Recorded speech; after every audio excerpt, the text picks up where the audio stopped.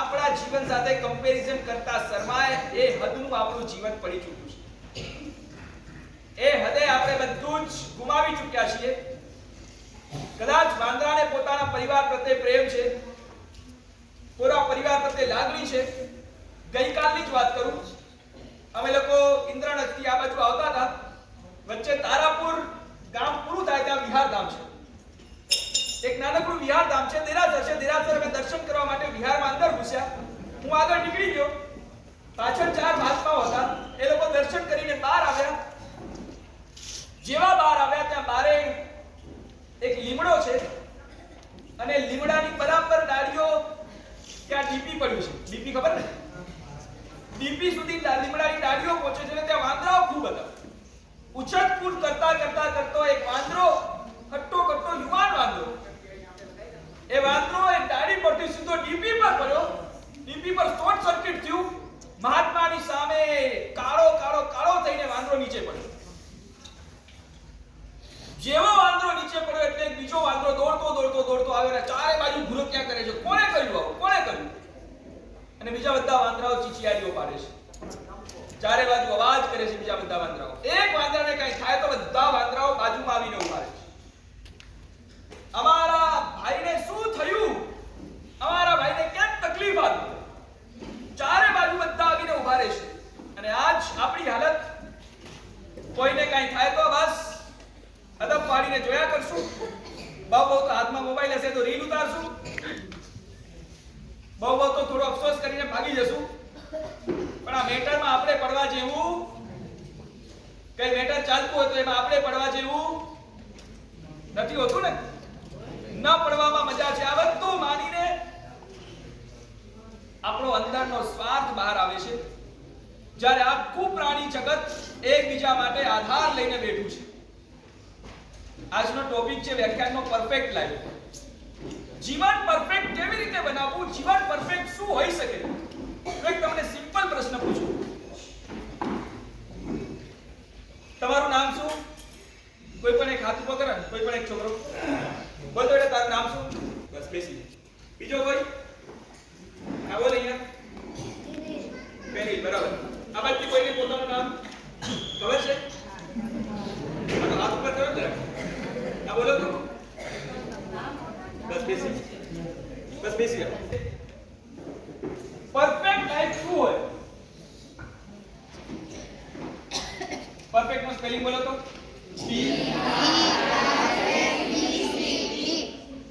આ સ્પેલિંગમાં જ જીવનનું મૂલ્ય છુપાયેલું છે. આપણી લાઈફ પરફેક્ટ કેવી હોવી જોઈએ આ શબ્દોમાં જ છુપાયેલું છે. સૌથી પહેલા પી એટલે પ્રિન્સિપલી સાઉન્ડ. સિદ્ધાંતવાદ કરો, સિદ્ધાંતને વળગી રહેજો, સિદ્ધાંતનો નાદ કરો, સિદ્ધાંતનો ઘોષ આપણા જીવનમાં લાવો. પ્રિન્સિપલી સાઉન્ડ. સિદ્ધાંત કોઈકનો આપણા જીવનમાં હોવા જોઈએ. મારા જીવનના સિદ્ધાંત ભલે હું ટોપ લેવલનો ન બની શકું, પણ મારા જીવનના અમુક નિયમો, મારા જીવનના અમુક સિદ્ધાંતો તો હું વળગીને રહું. હું જૈન છું તો કંદમૂળ લઈ જ ખાઉં. આ જીવન રાત્રિ ભોજન કરવું જ ન જોઈએ, પણ હું નથી છોડી શકતો. કમસે કમ 5 તિથિ તો રાત્રિ ભોજન લઈ જ કરું. ગમે તેવું થશે, માતા પિતાની સામે લઈ જ કરું. આવા કોઈ પણ સિદ્ધાંત જે બેઝિક નિયમો છે, આપણા જીવનના જે બેઝિક મૂલ્યો કહેવાય, બેઝિક નિયમો છે, આવા નિયમો નક્કી કરો, પોતાની જાતે નક્કી કરો. મારા જીવનના સિદ્ધાંતો કોઈ હોવા જોઈએ. દરેક વ્યક્તિના જીવનમાં કંઈક સિદ્ધાંત હોય ને વ્યક્તિ આગળ બની શકે છે, એ આગળ વધી શકે છે. જેના જીવનમાં કોઈ સિદ્ધાંત જ નથી ને એનું જીવન પશુ કરતા પણ બદતર છે. પશુ પણ પેટ ભરવા માટે આખો દિવસ રખડે છે અને આપણે પણ પેટ ભરવા માટે આખો દિવસ રખડીએ. પશુમાં અને આપણામાં કોઈ ફરક નથી બચતો. જો આપણે આપણા જીવનને કંઈક આગળ વધારવું છે, પ્રિન્સિપલ કોઈક સિદ્ધાંત નક્કી કરો. અને આજના દિવસે જ્યારે પણ ગેપ મળે, જ્યારે પણ તમારી બુકમાં સિદ્ધાંતો લખો. મારા જીવનના આટલા સિદ્ધાંતો છે, આટલા સિદ્ધાંતોથી હું ક્યારે ગમે તેવી પરિસ્થિતિ આવે, ગમે તેવી કટોકટી આવે, હું નહીં છું.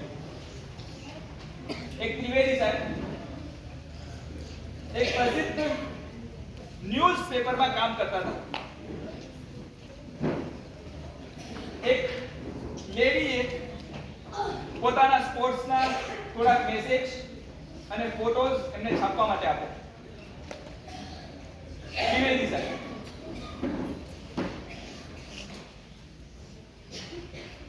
દ્વિવેદી સાહેબે મેસેજ વાંચ્યા, મેસેજ બધા સરસ છે, પણ ફોટા જોયા. એ લેડીને એ બેનને સમાચાર મોકલ્યા, આ તમારા ફોટા હું છાપી નહીં શકું. આ ફોટામાં મર્યાદા નથી. આ ફોટોસ હું નહીં છાપી શકું. કેમ નહીં છાપી શકો? આ મારા ફોટોસ છે. હું તમારી કંપનીના ન્યૂઝપેપરની કંપનીના તમારા બધા જ નિયમો સાચવી રહી છું, બધું જ પૂરું પેમેન્ટ કરી રહી છું, અને મારો સ્પોર્ટ્સનો ન્યૂઝ તમે કેમ ના છાપી શકો? છાપવો જ પડશે. દ્વિવેદી સાહેબે કહી દીધું, આવા બેમર્યાદ ફોટા હું નહીં છાપું. તમારે ખાલી કરી લો, આ ફોટા જિંદગીમાં નહીં છપાય. હું છું ત્યાં સુધી તો નહીં છપાય. પેલા લેડી એ પણ હઠાગ રહી હતા, એમને પણ હક પકડી, છાપો કેમ નહીં? છાપવા જ પડશે. એ ઉપર સુધી ગયા. ન્યૂઝપેપરના જે ડીન હતા એની પાસે પહોંચ્યા અને એની પાસે રજૂઆત કરી અને ખોટી કમ્પ્લેન્ટો કર્યા. ત્રિવેદી સાહેબ ફોટા છાપતા નથી, ખોટી રીતે હેરેસમેન્ટ કરે છે, ખોટી રીતે હેરાન કરે છે. તમે ત્રિવેદી સાહેબને જરાક સમાચાર મોકલો. અને ઉપરથી ડીન પાસેથી સમાચાર આવે, ત્રિવેદી સાહેબ આ બેનના કેમ ફોટા છાપતા નથી? છાપી લો. નહીં સાહેબ, હું આ ફોટા નહીં છાપી શકું, પ્લીઝ મને માફ કરો, સોરી, હું નહીં છાપી શકું. કેમ નહીં છાપી શકો? કે જે ફોટા હું મારા દીકરાને ન બતાવી શકું, એ મારા ભારતીયોને, મારા દેશને હું નહીં બતાવું. જે ફોટો હું મારા દીકરાને નથી બતાવી શકતો મારી સામે, એ ફોટો હું આખા દેશને કઈ રીતે બતાવું? સાહેબ, હું નહીં કરી શકું. નહીં, તમારે છાપવા જ પડે. તમારે આ બધું વિચારવાનું હોય. તમે જે પોસ્ટ પર બેઠા છો, તમારે જે આવી છાપવાનું હોય, ના ચાલે. દ્વિવેદી સાહેબે એને એ ટાઈમે રાજીનામું લખીને આપી દીધું. મારા જીવનનો સિદ્ધાંત છે, મારા જીવનના સિદ્ધાંતની આડે કાંઈ પણ આવતું હોય તો ના ચાલે, કાંઈ પણ નહીં. એમને જૈન શાસન નથી મળ્યું, એમને સાચો વિવેક સૂચે નથી મળ્યો, ને છતાં પણ રાજીનામું આપીને નીકળી ગયા છે. પોતાની નોકરી છોડીને નીકળી ગયા. જે થવું એ થશે, પણ મારા સિદ્ધાંતમાં હું બાંધ છોડ નહીં. આજથી લગભગ 12 વર્ષ પહેલા મારું ચાતુર્માસ ઘાટકો પર પંતનગર થયું. 12 નહીં પણ કદાચ 10 વર્ષ. 10 વર્ષ પહેલા થયું. એ ચાતુર્માસ પહેલા એક સરસ પ્રસંગ બની ગયો. 108 વ્યાસના ચાતુર્માસમાં કરવાના, 120 દિવસમાં 108 વ્યાસના કરવાના એક સ્કીમ બહાર પડેલી. અને ફ્લાઇટ થી ગિરનારની યાત્રા, બોમ્બે થી ગિરનારની ફ્લાઇટમાં યાત્રા કરાવતા હતા. અને એ સમયે પંતનગરમાં રહેતો એક છોકરો, જેનું નામ છે પર્વ સુખિયા, 9 વર્ષનો દીકરો, 9 વર્ષનો, એને વ્યાસના ચાલુ કર્યા. લગભગ 60 વ્યાસના થયા પર્વ સુખિયા. અને ફ્રેન્ડ સાથે પોતાની બિલ્ડિંગની બહાર જે પેસેજ હોય ત્યાં રમતા હતા. લોકો ક્રિકેટ રમતા હતા. અને બિલ્ડિંગની કોર્ડન વોલ, એમાં લોખંડના એરો લગાડેલા, ખબર હોય તો પતલા સળિયા હોય ને ઉપર આ એરો લગાડેલા. અને ક્રિકેટ રમતા રમતા રમતા કેચ આવ્યો, જોરથી કૂદકો લગાવ્યો, કેચ કરવા ગયો અને ઓલા એરો સાથે પોતાનું આખું અહીંયા શરીર ફાટી ગયું. ઠેઠ હાથની ઉપરના ભાગથી ઠેઠ છાતી સુધીના ભાગ સુધી આખો ચીરો પડી ગયો. લોહી એટલું બધું નીકળે, બધા જ ટેન્શનમાં, ઘર આખું ટેન્શનમાં. તરત હોસ્પિટલ લઈ ગયા. હોસ્પિટલમાં એક નાનું ઓપરેશન થયું.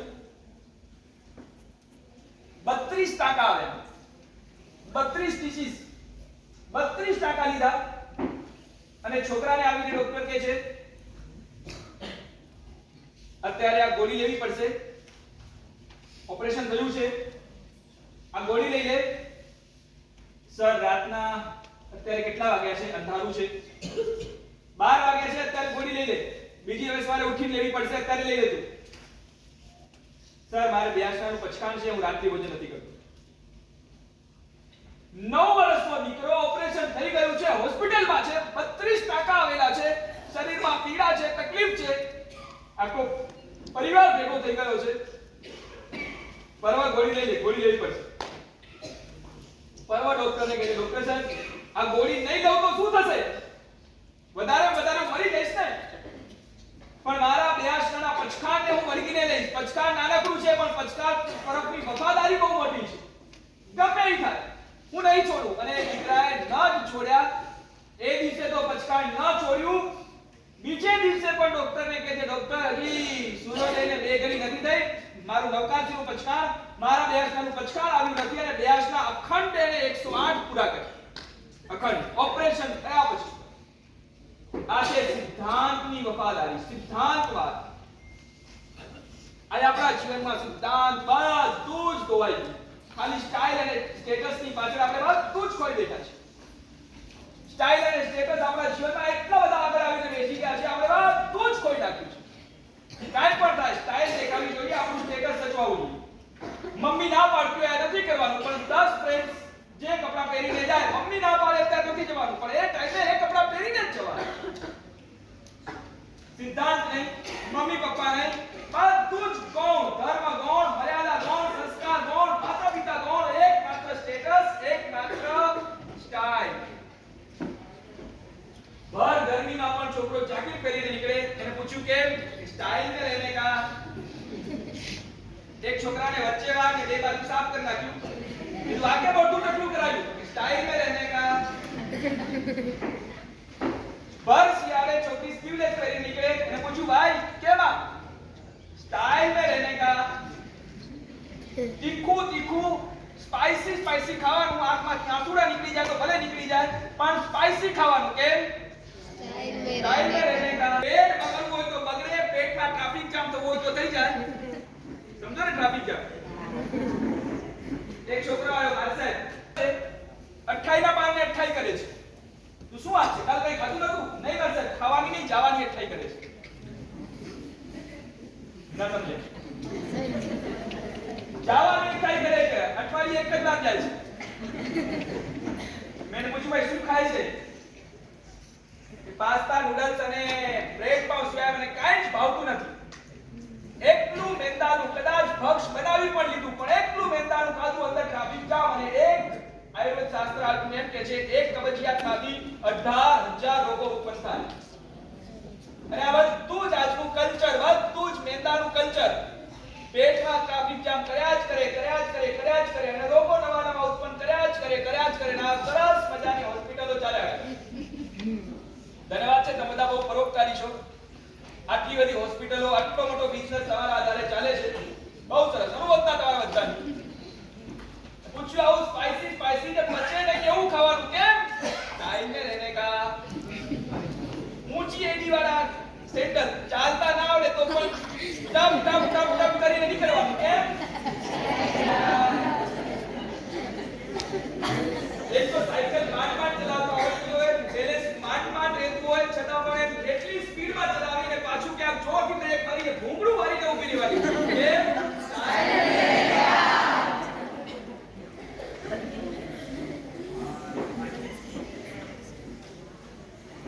સ્ટાઇલના રવાડે બધું જ છોડી દીધું છે, બધું જ. સ્ટાઇલ અને સ્ટેટસના રવાડે એટલું બધું વેચી નીકળ્યું છે તમે બધું જ.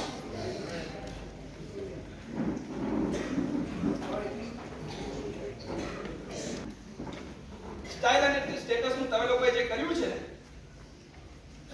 એટલે પૂછું છું. પેલા મોટા નામ આવતા, મોટા કુમાર પાલ. કેટલું મોટું નામ? 5 અક્ષરનું નામ. તમારા નામ? 1 2 દોઢ. સારું છે, હજી ઓછું થશે પછી તમને બોલાવશે કુ. પછી કોઈ તમારું નામ પાડશે છી. આ બધા નામો આવશે. ધીરે ધીરે આપણે મોટામાંથી નાના નામ આવતા જઈએ છે ને, આવી બધી હાલત થવાની છે તમારી. અને કેવા નામ પાડશે તો કોઈ નામના મીનિંગ ન હોય. એક છોકરી આવી નામ શું તો કે સેફ આલી.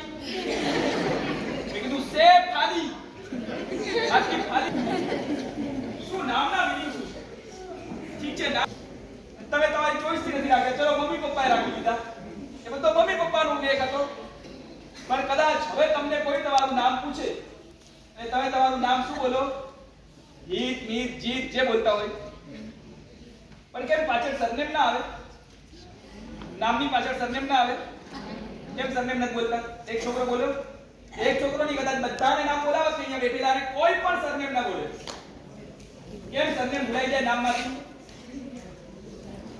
સમાજ આપણી સુરક્ષા છે. સમાજ આપણું બંધન છે, સમાજ આપણી મર્યાદા છે. સમાજમાં છીએ ને તો 4 જણની શરમ છે. સમાજમાં છીએ તો શરમના નામે કેટલા બધા પાપોથી આપણે બચી શકીએ છીએ. એકમાત્ર મર્યાદાના નામે કેટલા બધા લૂપહોલ્સથી આપણે બચી શકીએ છીએ. એકમાત્ર સ્ટેટસના નામે સમાજમાં પણ કદાચ સ્ટેટસ છે, પણ એ સ્ટેટસના નામે પણ આપણે ઘણી બધી વસ્તુઓથી બચી જઈએ છીએ. સરનેમ આપણી ખુમારી છે. સરનેમને ક્યારે નહીં ભૂલતા. નામની સાથે સરનેમ બોલ્યું. સરનેમની સાથે હજી એક વચ્ચે આવે, ભૂલી ગયા. હજી સરનેમ કદાચ બોલી દેશું, પણ પપ્પાનું નામ તો વચ્ચેથી આઉટ.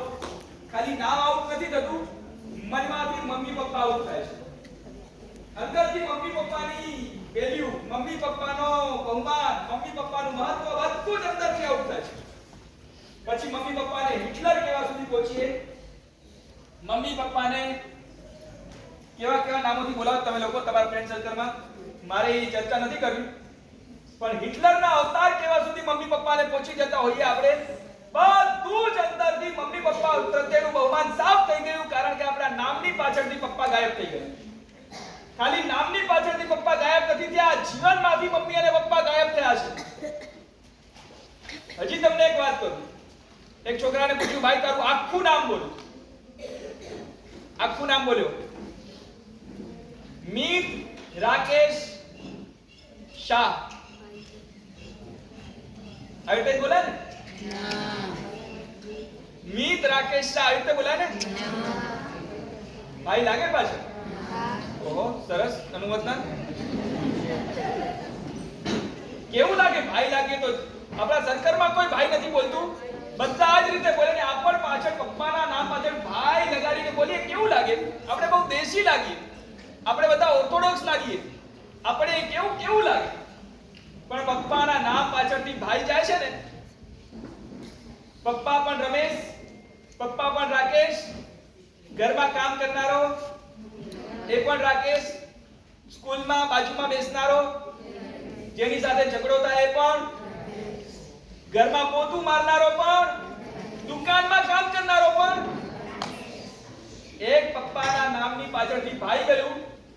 પપ્પા ખાલી રાકેશ બનીને રહી ગયા, એની સાથે પપ્પા પ્રત્યેની બધી જ લાગણીઓ બદલાઈ ગઈ. એક કામ કરનારો માણસ પણ થઈ ગયો, જેની સાથે ઝઘડા કરી શકાય એ પણ થઈ ગયો. રમેશ એટલે જેની સાથે ઝઘડા થઈ શકે, રમેશ એટલે જેની સાથે લડાઈ થઈ શકે, રમેશ એટલે જેની સામે કંઈ પણ કરી શકાય, રમેશ એટલે જેની પાસે કોઈ પણ કામ કરાવી શકાય. એક ભાઈ ગયું પાછળથી, એની સાથે કેટલું બધું ચાલી ગયું, કેટલું બધું. હવે તો ઇનફ. મીત રાકેશભાઈ સંઘવી શાહ જે પણ હોય, આટલું પૂરું થઈ ગયું ને? આવા તો પરફેક્ટ થઈ ગયા આપણે. મને લાગે છે રિસ્પોન્સ નથી આવતો. હા કે ના તો બોલે. આટલો મોટો હાવ નહીં પડ્યો. હા બોલી કાલ આટલું મોટું ટોનનું સેશન લીધું, પણ હજી તમે લોકો ટોન પર શીખ્યા નથી. આ તમારી લેઝીનેસ બતાડે છે, આ તમારી ઉપેક્ષા બતાડે છે. ઠીક છે, આમાં શું ફરક પડે? એક પપ્પાના નામની પાછળ ભાઈ બોલીએ કે ના બોલીએ શું ફરક પડે છે? પપ્પાનું નામ બોલીએ કે ના બોલીએ શું ફરક પડે છે? અરે પપ્પાના નામની પાછળ આપણી કુમારી છે, પપ્પાના નામની પાછળ આપણી ઇજ્જત છે, પપ્પાના નામની સાથે આપણે સંકળાયેલા છીએ તો આપણે આખા વિશ્વ સાથે સંકળાયેલા છીએ. બહુ મોટી વેલ્યુ છે, સમજજો આની છે. પણ હજી એક, તમે સ્કૂલની બુકમાં ઠીક છે લખો મીત રાકેશભાઈ સંઘવી આવું લખો, ચાલશે. એકવાર પાઠશાળાની બુકમાં નામ લખો તો આવી રીતે લખો, મીત રાકેશભાઈ સંઘવી આવી રીતે નામ લખો. અત્યારે તમે લોકોએ તમારી બુકમાં નામ લખ્યું છે ને? બુક મળી છે, લગભગ તમે બધાએ નામ લખ્યું હશે. વાંચો તો શું નામ લખ્યું તમે લોકોએ? તમે તમારી રીતે વાંચો, બોલું નથી પણ તમારી રીતે વાંચો. શું નામ લખ્યું છે?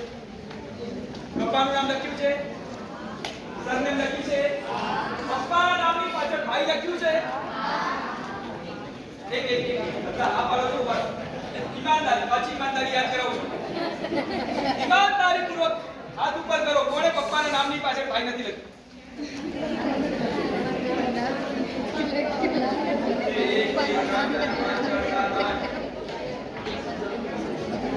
એક ઈમાનદાર છે. ચલો 2 3 4 5 6 8 છે ઈમાનદારો છે.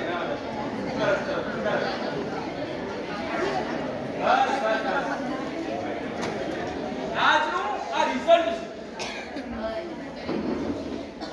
આપણે ખાલી આપણું નામ યાદ રાખીએ, આપણો સ્વાર્થ છે.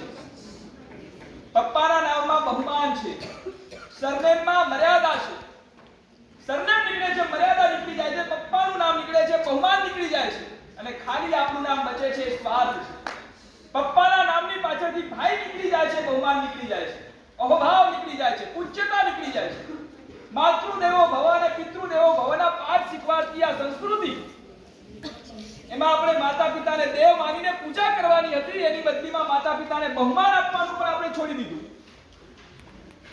મારી વાત હતી પાઠશાળાની બુકમાં, શિબિરની બુકમાં, ધાર્મિક બુકોમાં પણ નામ લખો તો આ રીતે આપણે નામ લખીએ છીએ. તમારા નામની આગળ શ્રાવક અને શ્રાવિકા હોવું જોઈએ. તમે જે નામ લખો એની આગળ શ્રાવક મીત રાકેશભાઈ શાહ, આ રીતે તમારા નામની આગળ રહેવું જોઈએ. તમારા નામની આગળ શ્રાવિકા જે પણ હોય, ફલાની દીકરી એ લખવું, પણ આગળ શ્રાવક અને શ્રાવિકા લખ્યું હશે, તમને યાદ રહેશે હું શ્રાવક છું.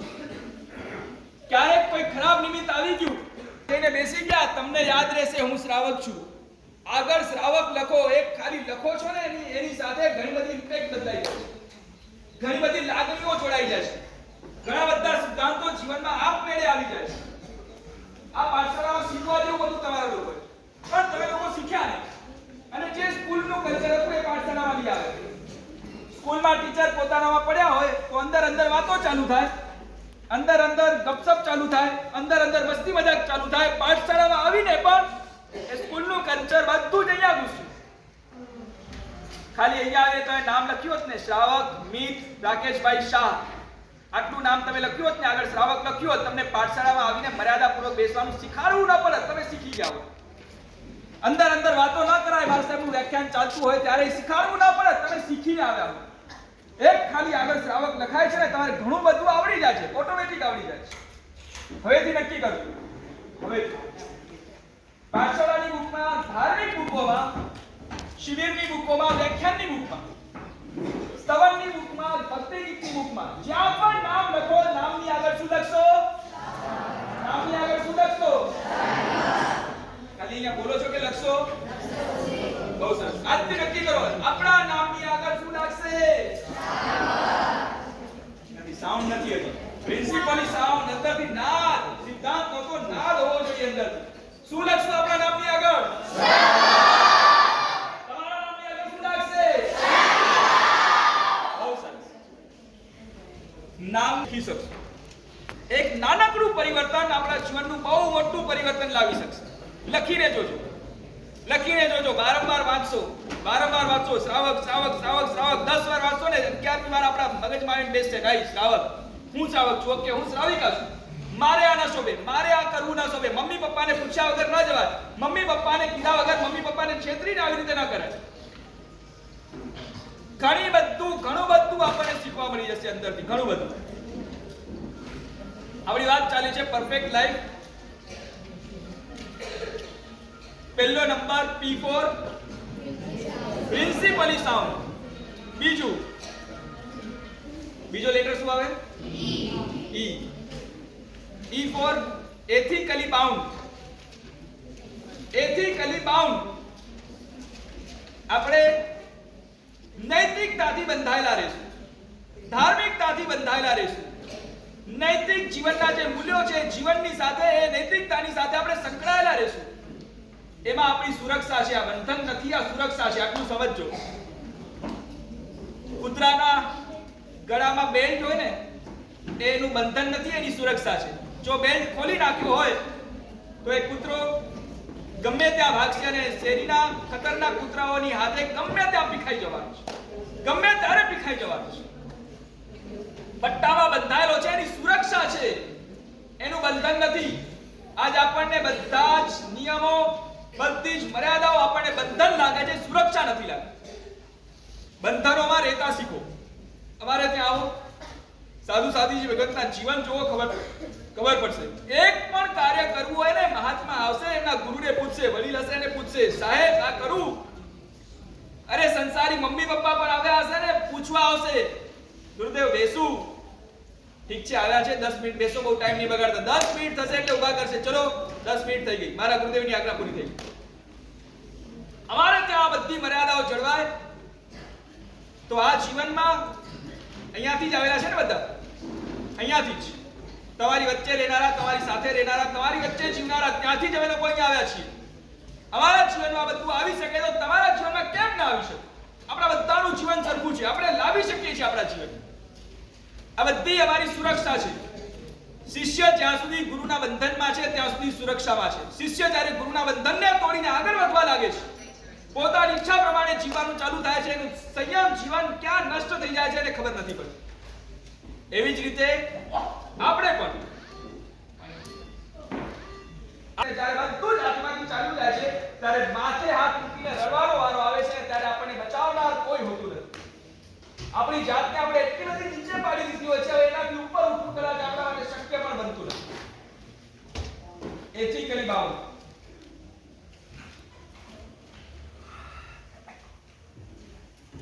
એ આપણી નૈતિકતાનું મિરર છે, આપણો આરીસો છે.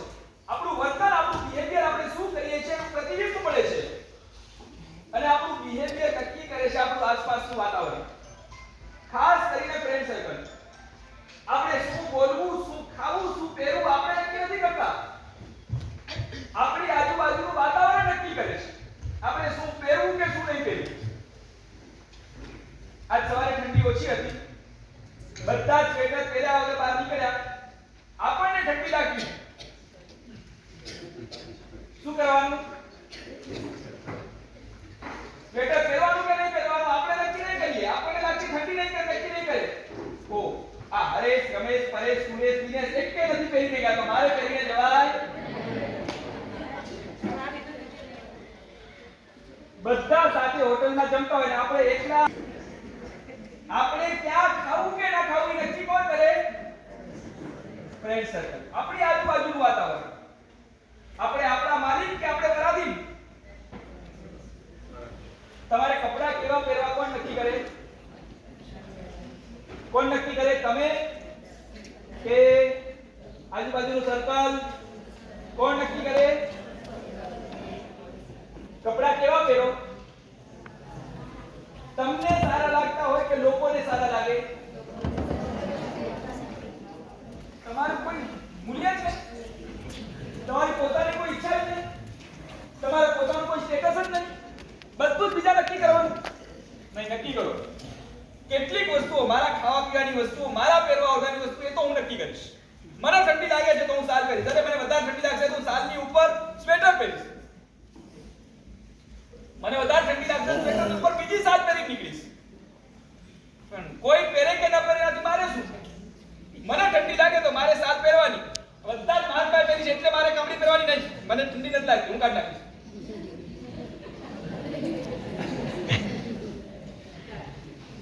હવે બધા શાંતિથી બેઠા છે, મારે બોલવાનું છે, મને ગરમી થાય નહીં, કાઢી નાખીશ. બધા સ્વેટર પહેરી નીકળે તો મારે પણ સ્વેટર પહેરવાનું. એમાં પણ સ્વેટર એટલે મમ્મી આ તો 2 વર્ષ જૂનું છે, હવે લેટેસ્ટ આવી ગયા છે. આ વચ્ચે જીપ વાળું જોઈએ, બધા જાકેટ પહેરે એવું જોઈએ. આ નહીં. અરે બધા પહેરે એવું તારે પહેરવાનું, તારે ઠંડીથી વધારે સુરક્ષા થાય એવું તારે પહેરવાનું છે. તને જરૂરી છે, તારી જરૂરિયાત પૂરી થઈ જાય છે, તારે બીજાનું જોઈને શું કામ શીખવું છે? ઠંડીમાં બધા છોકરાઓ આઈસ્ક્રીમ ખાતા હોય અને આપણે ભલે શરદી થઈ ગઈ હોય પણ બધા ફ્રેન્ડની સાથે ગયા હોઈએ. નહીં, મારે તો પછી ભલે આ નાકમાંથી ગુલ્ફી નીકળે, બીજા નાકમાંથી કેન્ડી નીકળે અને અહીંયા બધું આઈસ્ક્રીમ જામીને કપમાં જામ થઈ ગયો બધું, પણ નહીં. આપણી આજુબાજુનું વાતાવરણ આપણું નક્કી ના કરી શકે. આપણે આપણી જાતનું નક્કી કરનાર આપણે હોઈએ. આપણી આજુબાજુના ફ્રેન્ડ સર્કલ એવું રાખો જે આપણને સારું શીખવાડે અને ભગવાન પાસે પ્રાર્થના કરે, મહાપુરુષ કલ્યાણ નિત્યાન સંજોગો, મને કલ્યાણ મિત્રનો યોગ આપજો. આજુબાજુ વાળા મારા એવા આપજો ક્યારે ભૂલ કરું તો દંડો લઈને ઉભા રહે, દંડો લઈને. બીજા એવા નહીં બોલતા કે ભાઈ ચલો એ પરીક્ષણ પૂરા થઈ ગયા, હવે તો 50 દી પૂરા, ચલો એ ક્યાં જવાનું? આવા મિત્રો નહીં રાખતા. મિત્રો બે પ્રકારના હોય. એક પ્રકારને આપણે એ નામ આપશું તો બીજા પ્રકારને બી નામ આપશું. તમારા કેવા મિત્રો છે તમે નક્કી કરજો. વીકેન્ડ આવ્યો છે, 2 દિવસ રજા છે, ચાલ ને યાર ફરી આવીએ ક્યાંક. આ મિત્ર એ પ્રકારનો. બી પ્રકારનો મિત્ર આજ રવિવાર છે, સાથે 14th આવી ગઈ છે, ચલો આજે પૌષધ કરી લઈએ. આ કયો બી પ્રકારનો. એ પ્રકારનો મિત્ર કહે છે અરે યાર આપણે તો પાઠશાળાથી પિકનિક આવી છે, અહીંયા તો મજા કરવાની યાર. બી પ્રકારનો મિત્ર કહે ના યાર આપણે પાઠશાળાની યાત્રા પર આવ્યા છીએ, શિબિરમાં આવ્યા છીએ, 14th નો દિવસ છે, જરાક પૂછી લઈએ. આપણે ભક્તિમાં નહીં બેસીએ, એ બધીમાં પ્રતિકાળ કરશું તો ચાલશે, ચલને આપણે પૂછી આવીએ. બી પ્રકારના મિત્ર.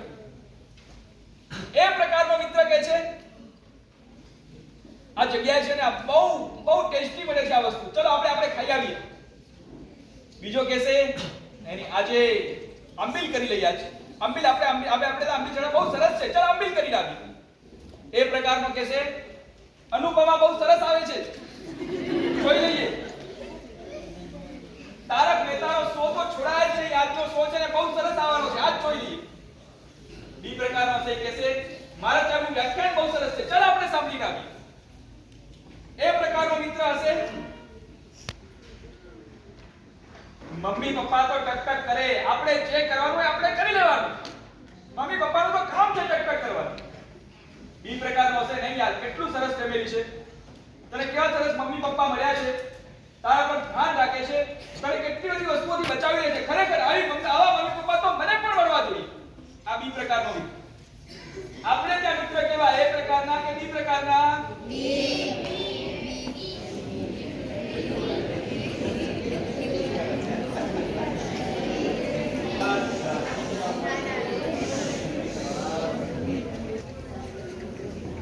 લીવર છે તમારા જીવનમાં બ્રેક નથી. એકવાર લીવર ચાલુ કર્યું તો પછી ચાલુ જ રહે. એ બી સી ડી બસ બોલવા લાગે છે. અરે બે જ ઓપ્શન હતા એ અને બી ઓપ્શન જ નતો.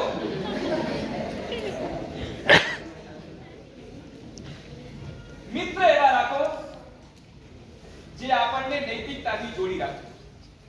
આપણે ક્યાંય ભૂલ કરતા હોઈએ દંડો લઈને ઉપર એ આ કરવા જેવું નથી, આ નહીં કર બરબાદ થઈ જાય. ક્યાંક ને ક્યાંક આપણને અટકાવે. સામાજિક રીતે, માનસિક રીતે, ધાર્મિક રીતે, વ્યવહારિક રીતે, વેપારિક રીતે બધે જ આપણને અટકાવે, બધે જ. નાનપણથી લઈને જીવનના છેલ્લા અવસર સુધી આપણને બધે જ જે આપણને અટકાવનારો હોય, જે આપણને બધે જ સરસ શીખવાડનારો હોય, આવો એક મિત્ર આપણને મળે. કલ્યાણ મિત્રના સંજોગો ભગવાનને કહીએ ભગવાન મારે નૈતિકતાથી જોડાઈને રહેવું છે, મારે ધાર્મિકતાથી જોડાઈને રહેવું છે, એથિકલી બાઉન્ડ રહેવું છે, તો મને સારા મિત્રનો સહયોગ આપજો, માંગજો. અને સર્કલમાં કદાચ એવું લાગે આ મિત્ર બરાબર નથી તો દૂર થવાની હિંમત રાખજો, સત્ય રાખજો. આ કલ્ચર આ મને ના જોઈએ, આવું બધું મને ના જોઈએ. અહીંયા આવીને પણ સેલ્ફી પાડવાનો ક્રેઝ હોય એવું મને ના જોઈએ.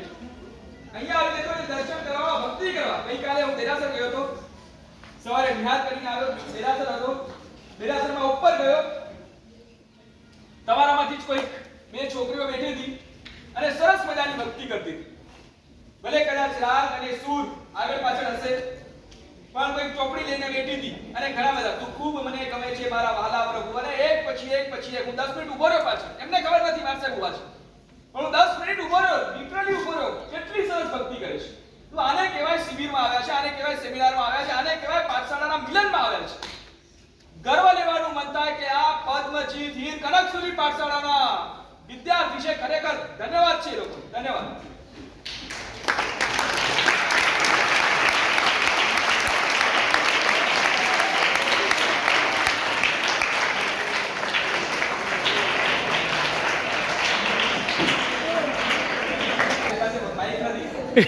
કાલ સુધી ભલે અંદર ગડગડ ચાલતું હતું, મારી પાસે માઇક નથી.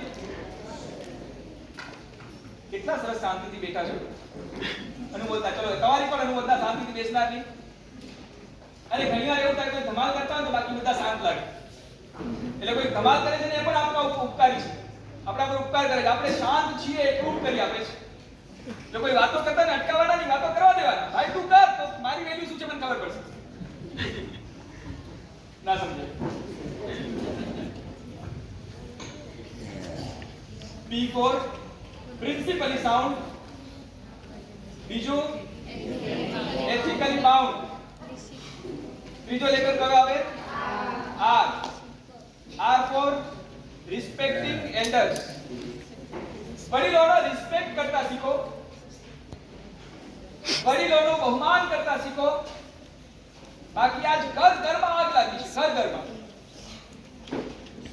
મમ્મી પપ્પાને કઈ કહેવાનો અધિકાર નથી. મારું જીવન શું છે હું નક્કી કરીશ, મમ્મી પપ્પા નક્કી નહીં કરે.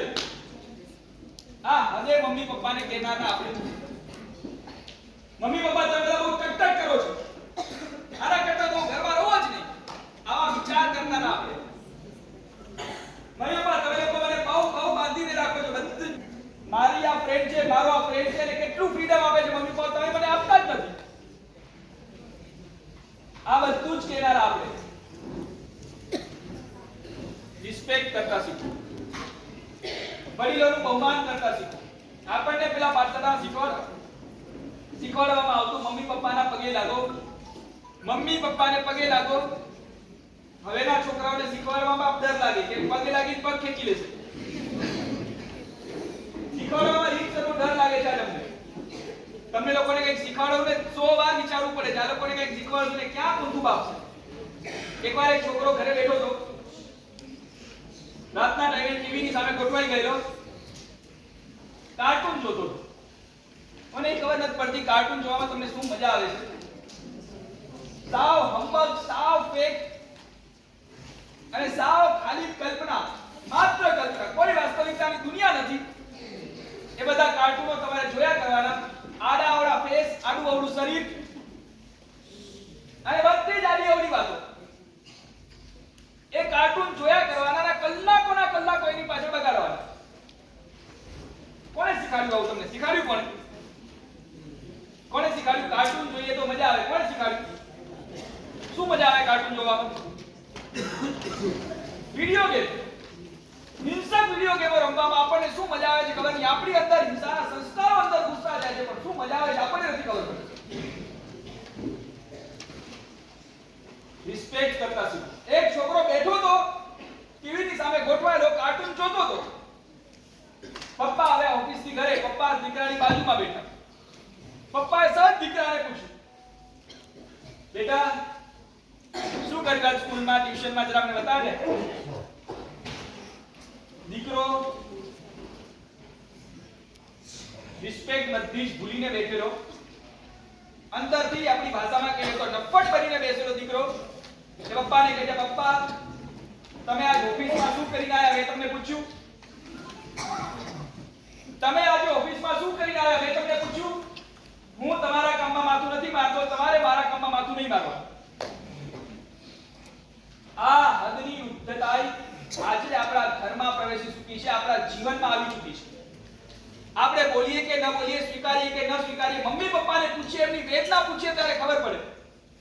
અને લગભગ બધા જ મમ્મી પપ્પા આવ્યા મારી પાસે, મહારાજ સાહેબ કેસ હાથમાંથી ગયો છે, દીકરો માનતો નથી, દીકરી કઈ માનવા કઈ સાંભળવા તૈયાર નથી, મહારાજ સાહેબ શું કરીએ? આપણા મમ્મી પપ્પા આપણા માટે આટલા બધા ચિંતિત હોય, આપણા માટે શરમની વાત છે. શરમની. આપણા મમ્મી પપ્પા આપણે ક્યાંય પણ જઈએ આપણા માટે એટલા વિશ્વાસચિંતો હોવા જ જોઈએ કે આ મારો દીકરો ગયો છે, મારી દીકરી ગઈ છે, કઈ જ વાંધો નહીં. હું બહુ પ્રાઉડ ફીલ કરું છું. ગમે ત્યાં હશે, કોઈ પણ સમાચાર આવશે, નહીં મારો દીકરો હોઈ ના શકે, બીજો કોઈ નથી. પણ વિશ્વાસ પોઝિટિવ હોવો જોઈએ. એકવાર બાજુમાંથી સરદારજી બોલ લઈને આવ્યા કમ્પ્લેન કરવા માટે, આ તમારા દીકરાએ મારી બારીનો કાચ તોડી નાખ્યો. ના પાડું છું તો અહીંયા જ ક્રિકેટ રમે છે. આ જો આ બોલ મારી બારીનો કાચ તોડી નાખ્યો છે. તોલા બાજુવાળા સરદારજી કે નહીં, મને માનવામાં નથી આવતું મારો દીકરો આ કાચ તોડી નાખે. કેમ? મારો દીકરો હોય તો આખી બારી તોડી નાખે, કાચ ના તોડે. ના સમજે? પોઝિટિવ વેમાં આપણા મમ્મી પપ્પાને આપણા પર વિશ્વાસ હોવો જોઈએ. મારો દીકરો છે, હોટલમાં ના જ બેઠો હોય, છોકરાઓ સાથે અડધી રાતે ગપ્પા ના જ મારતો હોય, બહારની નાઈટ પાર્ટીમાં ના જ જતો હોય, રાત્રે 12 વાગે જન્મદિવસની પાર્ટીમાં શું ના જોય? મારો દીકરો મારી દીકરી ના જોય? એ હશે રાત્રે બાર તો પણ ઉપાસનામાં બેઠો હશે, એ હશે તો સંસાર શાસનના કોઈ કામ માટે બેઠો હશે, પણ આવી બધી પાર્ટીઓમાં ન હોય. મને એક કામ કરો, 12 વાગે રાત્રે થાય છે શું? 12 વાગે જન્મ દિવસ આવે કે જન્મ રાત્રિ આવે? બર્થડે 12 વાગે ચાલુ થયા ઉપર શીખવાડ્યું પડે તમને લોકો. અડધી રાત્રે દિવસ ઉડી જાય, અડધી રાત્રે દિવસ ઉગે તો રાત્રે 12 વાગે કૃષ્ણની જેમ તમારો રાત્રે 12 વાગે મધ્યરાત્રિ તો કઈ રીતે રાત્રે 12 વાગ્યામાં કલ્ચર તમારામાં ઘૂસી ગયું? મને સમજાવો, રાત્રે 12 વાગે થાય છે શું કે જેના કારણે તમારો જન્મ દિવસ આવી જાય છે અડધી રાત્રે? તારીખ બદલાય છે. ઓહો, એ તારીખ બદલાઈ બરાબર એ જ સમયે 12 વાગે તમે જન્મ્યા હતા. મુહૂર્ત જોઈને મમ્મીના પેટમાંથી બહાર નીકળ્યા હતા તો 12 વાગે થયું શું? આપણે દિવસને માનનાર કલ્ચર છીએ, આપણે રાત્રિને માનનાર કલ્ચર નથી. આપણે રાત્રિ ભોજન ત્યાગ કરનાર કલ્ચર છીએ, આપણે રોજા કરનાર કલ્ચર નથી.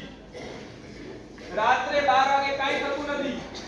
કોઈ નક્ષત્ર અચાનક 12 વાગે બદલાઈ જતું નથી, કોઈ રાશિ બદલાઈ જતી નથી, કોઈ ગ્રહની દશાઓ રાત્રે 12 વાગે બદલાઈ જતી નથી, સૂર્યોદય રાત્રે 12 વાગે થઈ જતો નથી, તિથિ રાત્રે 12 વાગે બદલાતી નથી, વાર રાત્રે 12 વાગે બદલાતો નથી. આ તો ઠીક છે, હવે આપણે વેસ્ટર્ન કલ્ચરમાંથી આવ્યા છીએ, તારીખની સાથે વાર બદલી નાખીએ છીએ, બાકી વાર સૂર્યોદય જ બદલાતો.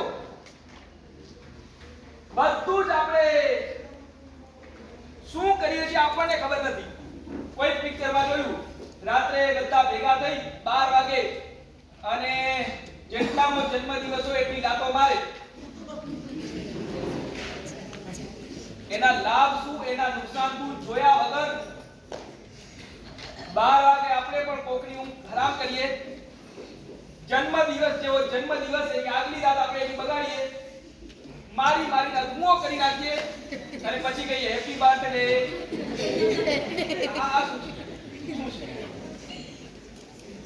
અરે તમને લોકોને જે રીતે ફરમાવવામાં આવે છે, જે રીતે આપણે ત્યાં દિવાળીમાં મીઠાઈ આપવાનો, મીઠાઈ ખાવાનો, સારા પ્રસંગે મીઠાઈની આપલે કરવાનો વ્યવહાર હતો. અને હવે તમને શીખાડે કુછ મીઠા હો જાય. મીઠાઈમાં ઘી આવતું હતું, મંગલ હતું. ઘી એ મંગલ દ્રવ્ય છે. મીઠાઈમાં ગોળ આવતો તો મીઠાશ હતી, એ મંગલ દ્રવ્ય હતું. અને હવે તમારી કેડબરીમાં કોકો આવે છે. કુછ મીઠા હો જાય, પણ અંદર શું છે એમાં એ તો જો. આ કોકો ટ્રાફિક જામ કરી નાખે છે. ટ્રાફિક જામ સમજાવવું નહીં પડે મારે. આ કોકો વાસનાઓને વિકારોને ભડકાવે છે અને તમારે કદાચ કોકો ખવાય કે નહીં. આ તમારે શું છે આ કોકો? કોકાઓ નામનું એક ફ્રૂટ છે, એના બીન્સ તો પાવડર છે, પણ કેટલી હદે સડાવવામાં આવે છે, કેટલી હદે એવા કીડા ઉત્પન્ન કરવામાં આવે છે, આ તમારે જોવું હોય તો જૈન મીડિયા, મોબાઈલ વાપરતા હોય લોકો મોબાઈલની બાધા હોય લોકો નહીં સર્ચ કરતા, પણ જેને મોબાઈલની બાધા નથી, મોબાઈલ વાપરો જ છો તમે લોકો તો સર્ચ કરીને જોજો. જૈન મીડિયા મેહુલભાઈ, એમનો આ કોકો પર વિડિયો છે, એકવાર જોઈ લેજો. પછી તમને ગેરંટી આપું છું, તમને આ કોકો વાળી એક પણ વસ્તુ ખાવાનું મન નહીં થાય. રીતસરના 3 અઠવાડિયા સુધી એ કોકાઓ પાવડરને સડાવવામાં આવે, બીજને સડાવવામાં આવે, અંદરનું પલ્પ રાખીને. વાસી થાય, અબસ થાય વસ્તુ છોડો, પણ એમાં કીડા પાડવામાં આવે, ટેસ્ટી બને. ટેસ્ટ આવે તમને કેડબરીમાં? આ ટેસ્ટી બને એના માટે સડાવવામાં આવે, કીડા ઉત્પન્ન કરવામાં આવે અને કીડાઓની સાથે પછી એનો પાવડર બનાવવામાં આવે. આ જૈનનું કલ્ચર આટલી હિંસકતા સુધી પહોંચે, માની જ ન શકાય. માની જ. રિસ્પેક્ટિંગ એલ્ડર્સ, આપણી વાત ચાલતી હતી. આર ફોર રિસ્પેક્ટિંગ વડીલોનું બહુમાન કરતા શીખો. જે મોટા હોય એને બહુમાન આપતા શીખો. આપણે પૂજાની લાઈનમાં ઊભા છે અને કોઈ માજી પાછળ ઊભા છે, કોઈ વડીલ પાછળ આવીને ઊભા છે, બરાબર ચાલી નથી શકતા, ઊભા માંડ ઊભા છે. આપણને મન થાય કાકા દાદા તમે આગળ આવી જાઓ. હું 5 મિનિટ મોડો આવીશ તો મને કઈ ફરક નથી પડવાનો. હું 5 મિનિટ વધારે ઉભો રહું તો અમે ઘડીવાર ઉભા રહું છું. ફ્રેન્ડ્સ મળી જાય તો બજારમાં 1.5 કલાક નીકળી જાય છે. ગ્રાઉન્ડ પર જઈએ ક્રિકેટ રમવા, ત્યાં 2 કલાક ઉભો રહી શકું છું. તો પૂજાની લાઈનમાં 5 મિનિટ વધારે ઉભો રહી જઈશ.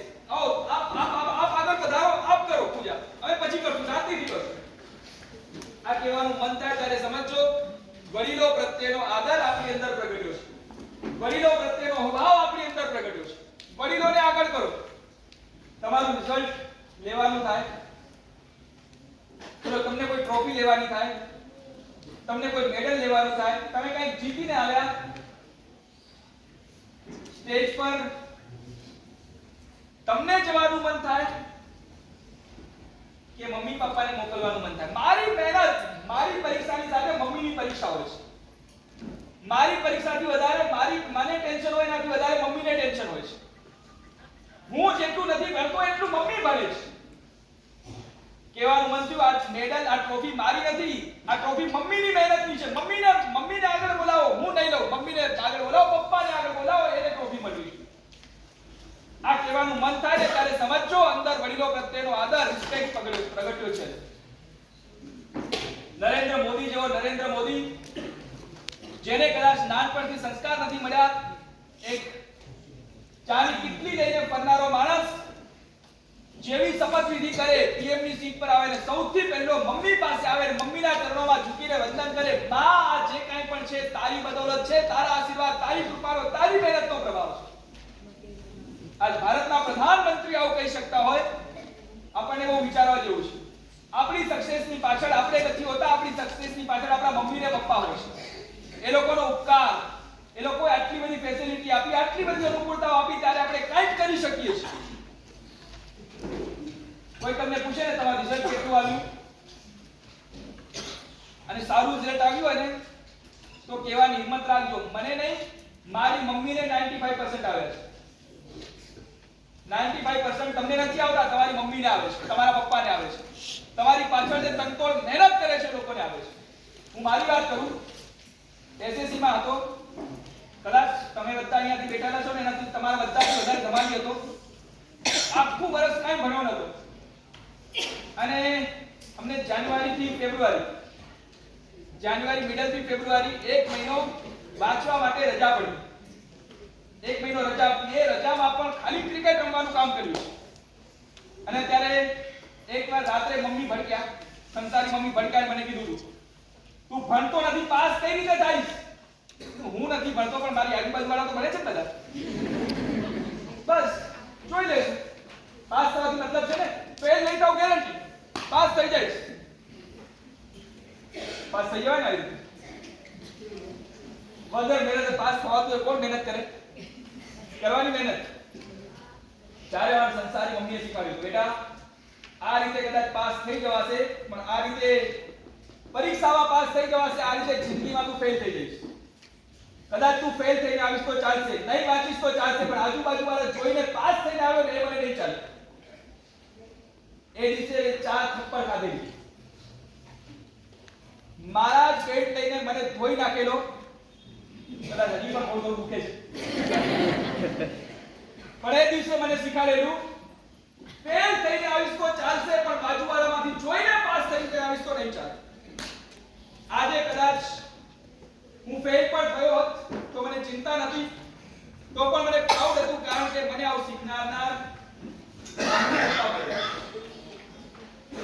વડીલોનો આદર કરતા શીખો. આપણે જે કંઈ પણ આજ આપણા જીવનમાં છે, આજ અમને અમારી જ્યારે સવારે ઉઠીએ ને, રજોરણ હાથમાં આવે, અમને અમારા સંસારી મમ્મી પપ્પા યાદ આવે. અમારા માટે ત્યાગ અને બલિદાન એમણે કર્યું છે. અમે શું ત્યાગ કર્યો છે? અમે તો માત્ર અમારા સ્વાર્થ ખાતર અહીંયા આવ્યા છીએ. અમને અમારી આત્મ સાધના કરવી છે, અમને શાશ્વત સુખ જોઈએ છે, એના માટે અમે આવ્યા છીએ. પણ જે મમ્મી પપ્પાએ અમને અહીંયા મોકલ્યા, એમનો પોતાનો બધો જ સ્વાર્થ કોણ કરીને અહીંયા મોકલ્યા છે.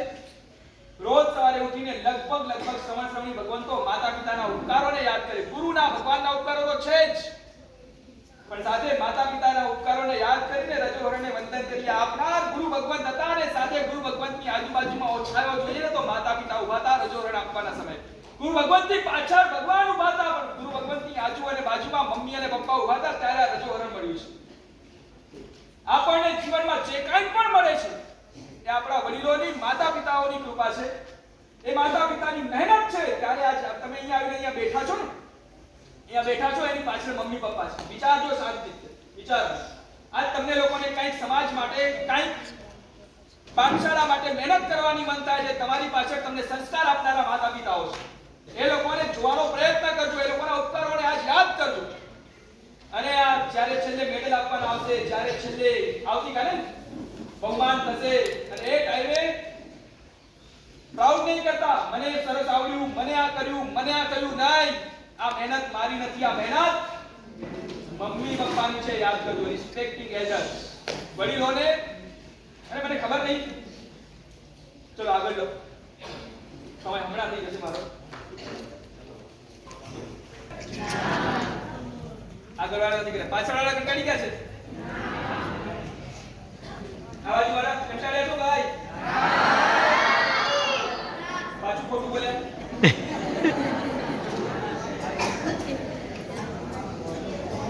ચલો ઠીક છે, બહુ લાંબુ નહીં કહેજો, ખાલી ટોપિક પૂરા કરી લઈએ આજના.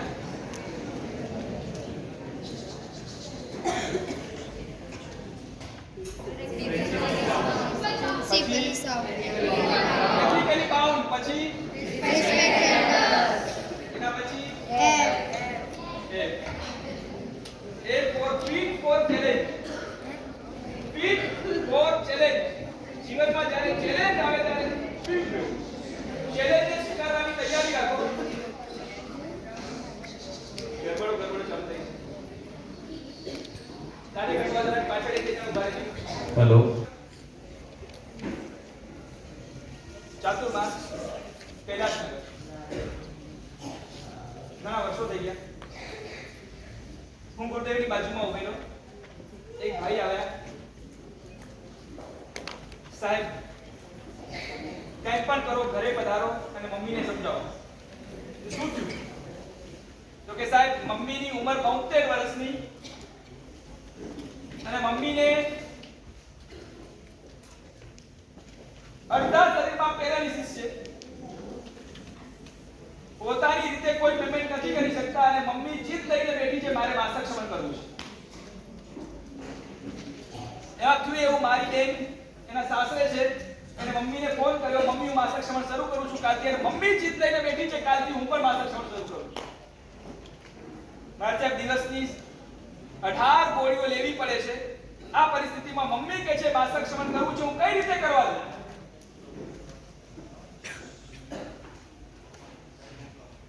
તમને પ્રોબ્લેમ શું છે? હા સર, હાલત આ છે. ત્યાં બાજુમાં સંજયભાઈ ડોક્ટર ઉભા હતા. ઓળખતા હશો, સુરત વાળા ભાઈ છે. સંજયભાઈ ડોક્ટર ઉભા હતા. સંજયભાઈ ને પૂછ્યું કે શું કરવું જોઈએ? તો કે સાહેબ, ડોક્ટર ના હિસાબે હું ના પાડું છું, પણ સાવકના હિસાબે હા પાડું છું, કરવા દે.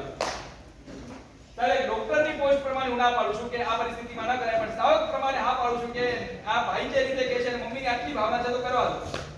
જોયું જશે.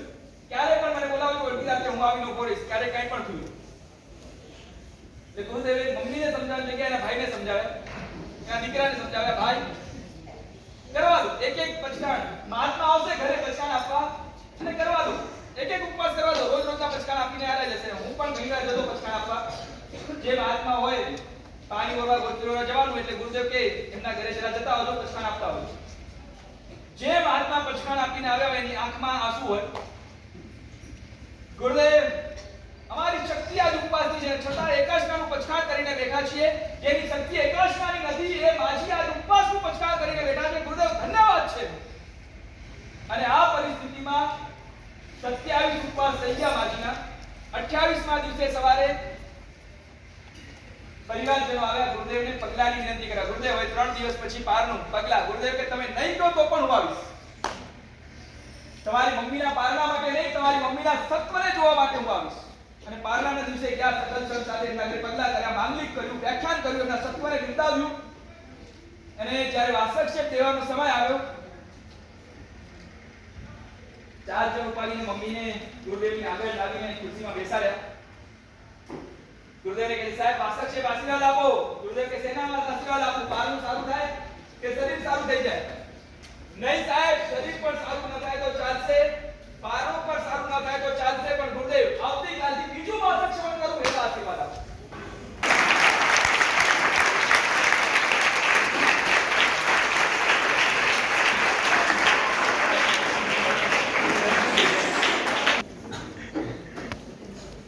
જે ગાડીમાં ખાલી લીવર વાળી બ્રેક ન હોય ને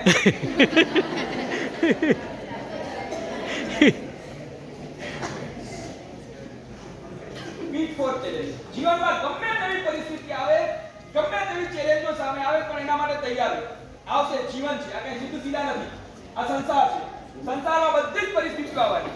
સારી પરિસ્થિતિ આવે સ્વીકારવા જેટલા તૈયાર રહીએ છીએ, ખરાબ પરિસ્થિતિ પણ આવશે, એને પણ સ્વીકારવા માટે એટલા જ તૈયાર રહેવાનું. એટલા જ. ગમે ત્યારે ગમે તે પરિસ્થિતિ આવે તૈયાર રહો. અમારા હાથમાં જો સવારે 6 ડિગ્રી ને 7 ડિગ્રી ઠંડી હોય,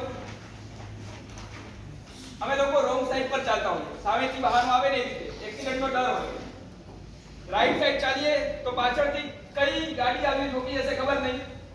જેટલી ગાડી આવે એના પર અમારું નામ લખેલું છે કે નહીં અમે વિચારીએ ઠોકવામાં. એટલે અમે લોકો સામેની સાઈડ ચાલીએ. એક બાજુ ઠંડી હોય, એક કે બહુ તો બે કામની ઓઢેલી હોય, હાથ થીજી જતા હોય, પગ થીજી ગયા હોય, અને સામેથી ફૂલ સ્પીડમાં ટ્રકો નીકળતી હોય, ઝાપટો લાગતી હોય.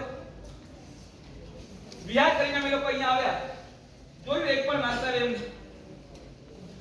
બહુ ઠંડી હતી, બહુ મજા ના આવી. બિહારમાં તો બહુ તકલીફ પડી, બહુ તકલીફ કે એવી ટ્રકો સ્પીડમાં નીકળે, ચલાવતા નથી આવડતી આ લોકોને. શિયાળામાં તો ઠંડીથી ચલાવે કે નહીં, શિયાળામાં તો શાંતિથી ચલાવે. કોઈ કમ્પ્લેન કરી? કોઈ કમ્પ્લેન? અમે અહીંયા આવ્યા ને, ગઈકાલે 14 હતી. સવારે મહાત્મા ઉપવાસનું પચકાણ કરીને આવેલા. ઉપવાસમાં આવે ઠંડી વધારે લાગે, અને મારો ઉપવાસ એમાં જે લોકો આવે શું ખબર હશે, બહાર કરતા અંદર ઠંડી વધારે. જોયું કોઈ માસ્ટરને? અને બે ધાવડા જોશે, એના વગર ઊંઘ નહીં આવે. બે ધાવડા તો જોશે જ આપણે. જોયું? સાંભળ્યું? સાદું જીવન ગમે તેવી પરિસ્થિતિ આવે એની સામે બહુ મસ્તીથી જીવન જીવવા માટે તૈયાર છે. ગયા વર્ષે અમે લોકો વિહાર કર્યો, મૈસૂરથી વિહાર સ્ટાર્ટ કર્યો, અને ભુજ ચાતુર્માસ પહેલાનું અમારું મુકામ હતું. મૈસૂરથી ભુજ 2300 કિલોમીટરનો વિહાર હતો, અને એમાં પણ ચૈત્ર મહિનાની હોળી કર્યા. પછી બોમ્બેથી નીકળ્યા અમે, આખો ગરમ પટ્ટો આખો. અમે લોકો આનંદ આયા હતા. દિપેશભાઈની સાથે સ્કિનના ડોક્ટરને બતાવવા ગયા. બધા જ મહાત્માની આખી સ્કિન પાછળ ગરમી ભયંકર, એમાં પણ ભેટ બાંધીને નીકળ્યા અમે લોકો. એના કારણે આખી સ્કિન એટલી બધી તરલાઈ ગયેલી, બધી સ્કિન ફાટી ગયેલી, ઘણીવાર બ્લર અને પરું પણ થઈ ગયેલું, પોટલીઓ થઈ ગઈ હતી. ડોક્ટર પાસે ગયા, ડોક્ટરે થોડી ક્રીમ વગેરે આપી, ગોળી આપી. પછી સાંજે મને બોલાવ્યો.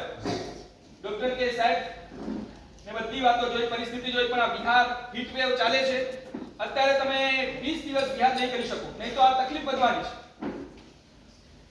તું મહાત્મા કે કેટલાની એટલી બધી સિરિયસ તકલીફ નથી, આ થોડું દેખાય છે એટલે મેં તમને મોકલ્યા તમારી પાસે. હવે તું થોડીક તકલીફ દેખાય છે એટલે તમારી પાસે મોકલ્યા, એ કોઈ તકલીફ નથી. તકલીફ શું છે? હું ડોક્ટર છું, તમે ડોક્ટર છો.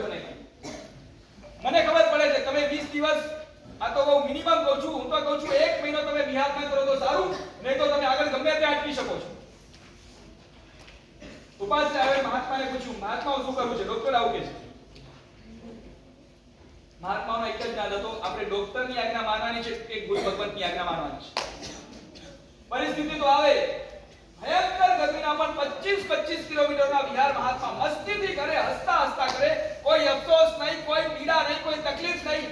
ઉપર 9 વાગે ને તડકો એવો કડક થઈ જાય, નીચે જમીન તપતી હોય, પગ છોલાઈ ગયા હોય, આખી પીઠ પર ગોટલીઓ થઈ ગઈ હોય, અને મસ્તીથી ચાલ્યા જતા હોય મહાત્મા. ગમે એવી પરિસ્થિતિનો સામનો કરવા માટે આનંદથી તૈયાર. અને એ સાધુજી ભગવંતના રોજ વંદન કરનારા, રોજ દર્શન કરનારા આપણે આપણા જીવનમાં આવતી તકલીફોને આપણે ફેસ ન કરી શકીએ. પીઠ ફોર ચેલેન્જ. ગમે તેવી પરિસ્થિતિ આવે એની સામે ઝઝૂમવાની તૈયારી રાખો. પાંચમું કેવો લેટર આવશે? E for emotional at heart. Emotional at heart. હૃદયની લાગણીઓ સાથે જોડાવ. હૃદયની લાગણીઓનું સ્થાન આજે બુદ્ધિએ લઈ લીધું છે. બુદ્ધિ એ ગલીના કૂતરા જેવી છે, એની લિમિટ હશે ત્યાં સુધી જોરદાર બસશે, પછી આવીને બંધ થઈ જશે. પણ લાગણીઓ આકાશ જેવી છે, જેને કોઈ મર્યાદા નથી, જેની કોઈ સીમા નથી. લાગણી વગરનું જીવન એક પથ્થર છે, લાગણી વગરનું જીવન એક જળ જીવન છે. આપણે જળ નથી, આપણે ચેતન છીએ. લાગણીથી જોડાઓ. કદાચ આખા વિશ્વ સાથે લાગણીથી ન જોડાઈ શકીએ, કમસે કમ આપણા પરિવારજનો સાથે તો લાગણીથી જોડાઈએ આપણે. એક પ્રશ્ન કરું, તમને લોકોને મમ્મી પપ્પા પ્રશ્ન પૂછે ઘણા બધા, કંટાળો આવે ને? ઘણા બધા પ્રશ્ન પૂછે છે. શું કેટલું પૂછપૂછ કરે છે તું? કહેવાનું મન થાય ને? અને કો મમ્મીના છે ને 7-8 પ્રશ્નો હોય જનરલ પ્રશ્નો. મમ્મીના 7-8 પ્રશ્નો હોય. ક્યાં ગયો તો? કેમ આટલી વાર થઈ? શું ખાઈને આયા? આવા 5-7 પ્રશ્નો, કોમન પ્રશ્નો. લગભગ બધી મમ્મીના 5-7 કોમન પ્રશ્નો હોય. આ 5-7 પ્રશ્નો પૂછવા મમ્મી પપ્પાને છૂટ નહીં. કેવી દાદાગીરી તમારી! 5-7 પ્રશ્નો મમ્મી પૂછે ના શકે. આવા કોમન પ્રશ્નો 5-7 નક્કી કરો. મમ્મી આ 5-7 પ્રશ્નો પૂછે ત્યાં સુધી પ્રેમથી જવાબ આપવા. આટલું તો કરી શકીએ ને?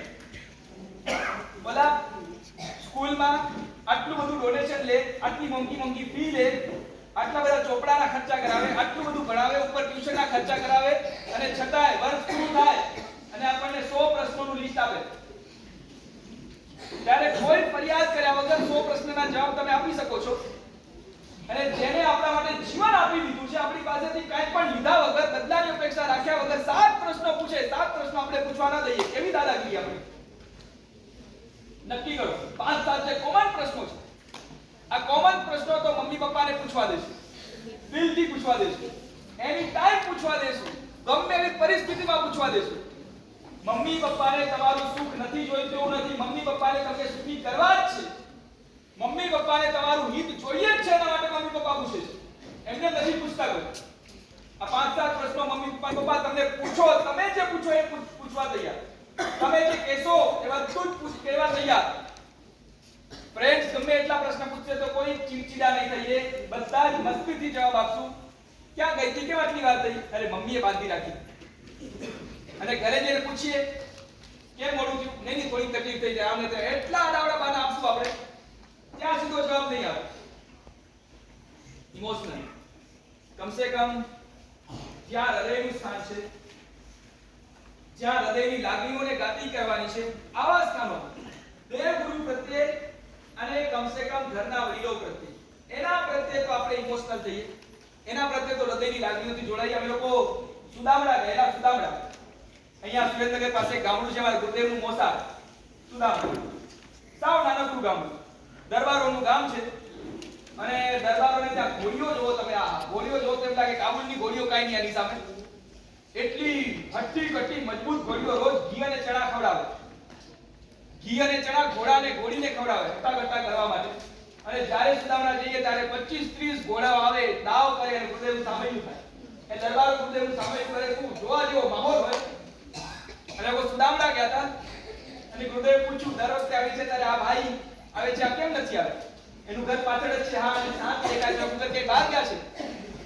કે ના સાહેબ, એ લોકો ઘરમાં જ છે બધા. તો કેમ પાછળ અવાજ, છોકરાઓનો અવાજ આવતો હોય, ઘોડાનો અવાજ આવતો હોય નથી? સાહેબ, બન્યું છે એવું, એની ઘોડી 3 દિવસ પહેલા ગુજરી ગઈ છે. ઘોડી મળી ગઈ છે ઘરની, ઘોડી ગુજરી ગઈ છે સાહેબ. 3 દિવસથી રસોડું ચાલુ નથી કર્યું. એક ઘોડી ઓફ થઈ ગઈ છે, ઘોડી મળી ગઈ છે. 3 દિવસથી ઘરનાએ કોઈએ ખાધું નથી, ઘરનાએ કોઈએ ચૂલો ચાલુ નથી કર્યો. સાહેબ બધા શાંત થઈને બેઠા છે. અમારા ઘરની ઘોડી ચાલી ગઈ. પશુ પ્રત્યે પણ આ લાગણી હતી આપણા જીવનમાં. અને આજે આપણે સ્મશાનમાં પણ જઈએ, આગળવાળાને સ્મશાનમાં પણ જઈએ, ત્યાં પણ નાસ્તા પાણી ચાલુ થઈ ગયા. નાસ્તા પાણી નહીં તો ચા પાણી તો ચાલુ થઈ ગયા છે. ત્યાં પણ હવે બેન્ચીસ આવી ગઈ. ત્યાં પણ બેસીને વાતો કઈ થાય. હું તો નથી ગયો ક્યારે, એટલે મને ખબર નથી, પણ સાંભળવા મળ્યું છે જે રીતનું. ત્યાં જઈને પણ જ્યાં વૈરાગ્ય કેળવવાનો હતો, જ્યાં લાગણીઓ ગાતી કરવાની હતી, આ ચાલ્યો ગયો છે. આપણી સાથે રહેનારો કાલ આપણો વારો આવવાનો છે. સંવેદના જાગૃત કરવાના સ્થાનોમાં પણ આપણે નિષ્ઠુર બનીને આવીએ છીએ. આખી જગતની પંચાયત કરીને આપણે આવીએ છીએ. જોડાઓ કમસે કમ ઘરના મેમ્બરો પ્રત્યે તો લાગણીથી આપણે જોડાઈએ. ઘરના મેમ્બરો સાથે બુદ્ધિ ભૂલી જઈએ, તર્ક ભૂલી જઈએ, લોજિક ભૂલી જઈએ. માત્ર લાગણીઓને પ્રદાન કરીને આપણે જીવીએ. પરફેક્ટ લાઈફ બનાવી છે તો એવા ઉપાય છે. ઘરના સભ્યો પ્રત્યે, પતિ પત્ની પ્રત્યે, માતા પિતા પ્રત્યે, દીકરાઓ પ્રત્યે, દીકરીઓ પ્રત્યે, જે પણ ઘરમાં છે, દાદા દાદી હોય, જે પણ હોય, ઘરના મેમ્બર પ્રત્યે કરીએ, એમની સાથે હૃદયની વાતો કરીએ, એમની સાથે હૃદયની લાગણીઓ સમજીએ, એમની સાથે ટાઈમ સ્પેન્ડ કરીએ. ચલો આગળ. કયો આવ્યો લેટર હવે? સી. કોન્શિયસ એક ડિસિઝન. જે ડિસિઝન લઈએ એમાં કોન્શિયસ બનવું. આપણે કોન્શિયસ નથી થતા. આપણું મન બહુ ભટકે છે. આપણને ભટકાડવાનું એક સરસ મજાનું સાધન કોરોનાએ તો બધાના ખીચામાં આપી દીધું. મનને સતત બહેકાવવાનું, મનને સતત ભટકાવવાનું સાધન બધાની પાસે આવી ગયું. એક એજ્યુકેશનના બહાને, ઓનલાઈન ક્લાસના બહાને બધા પાસે આવી ગયું. નતું એ લોકોએ પણ કોરોનાએ આપી દીધું. કોરોના કેટલો બધો ઉપકારી તમારો. સતત મન ભટક્યા કરતું હોય, આમાં તમે જિંદગીના મહત્વના નિર્ણયો લેવામાં પણ થાક ખાઈ જાઓ. જ્યારે જિંદગીના નિયમો, મહત્વના નિયમો લેવાના હોય ત્યારે કોન્શિયસ થાઓ, ત્યારે એકાગ્ર બનો, બહુ શાંત રીતે વિચાર કરો. બહુ તો જેના પ્રત્યે તમને રિસ્પેક્ટ છે એ લોકોને પૂછો, હું આ નિર્ણય લઉં છું, હું આ કરવા જાઉં છું, થઈ શકે કે નહીં, આ કરી શકાય કે નહીં, આ કરવું બરાબર છે કે નહીં. જે સજ્જન હોય, કોઈની પાસે નહીં ખુલી શકો, ગુરુ ભગવાન પાસે જાઓ, સાધ્વીજી ભગવાન પાસે જાઓ, એમની પાસે ખુલો. સાહેબ, જીવનનું આ માર્ગદર્શન લેવા માટે આવ્યો છું. જો પાપની પ્રવૃત્તિ હશે તો અનુમતિ નહીં આપે, પણ તમે ખોટા રસ્તે જતા હશે તો રોકશે જરૂર. ગુરુ ભગવાન, સાધ્વીજી ભગવાન રોકશે જરૂર. આ રસ્તો ખોટો છે, આ રસ્તે જવા જેવું નથી, આ રસ્તે અટકી જા બેટા, સમજાવશે તમને.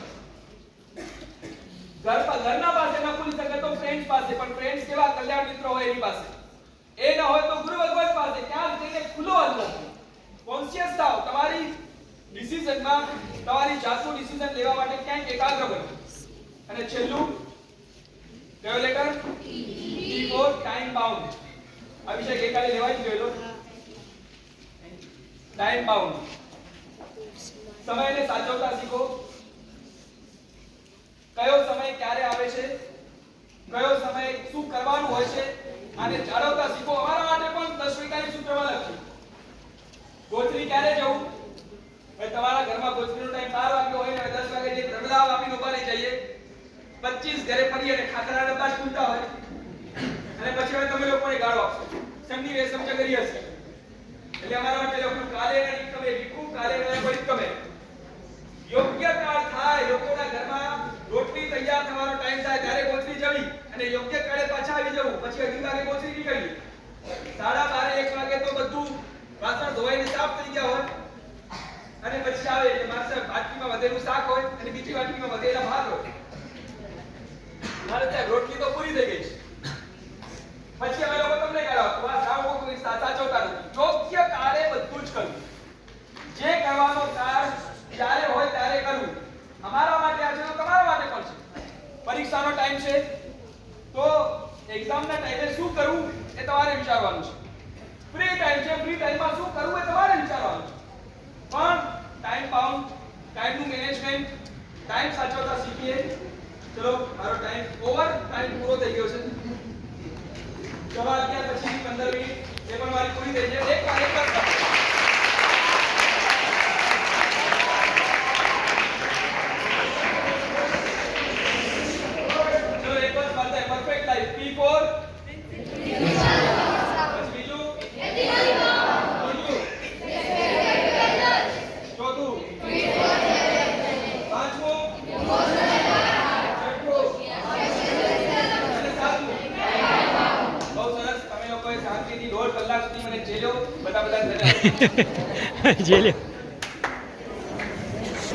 પરમ પૂજ્ય મુનિનાથ શ્રી તીર્થ તિલક વિજય મહારાજ સાહેબે જે વસ્તુ મોટા પ્રોફેશનલ મોટિવેશનલ સ્પીકર અને ટ્રેનર્સ મોટી સંસ્થાઓમાં અને મોટા કોર્પોરેટ સેમિનારોમાં ઘણી બધી હાઈ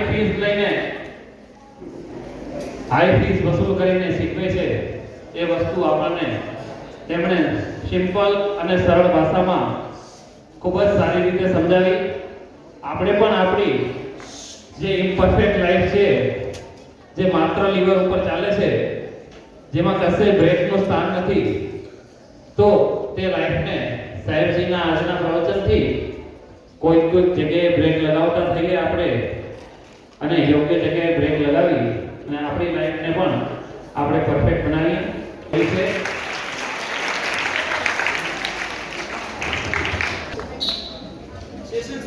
પાયામાં કલાપુરનો સંઘ ગુરુદેવ છે.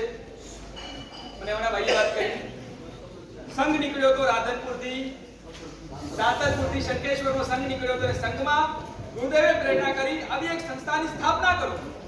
આપણા વાગડની પ્રજા શિક્ષિત થાય, ધાર્મિક શિક્ષણ મળે અને ગુરુદેવની એક જ વારની પ્રેરણાને ઝીલીને આ સરસ મજાની સંસ્થાની સ્થાપના થઈ. અને આજે આ સંસ્થાની કેટલી 25-26 પાઠશાળાઓ, 24 પાઠશાળાઓ આ સંસ્થાની વર્ષોથી ચાલી રહી છે. આ સંસ્થા એક અપેક્ષા એક તો તમારી નથી, આ અમારી છે.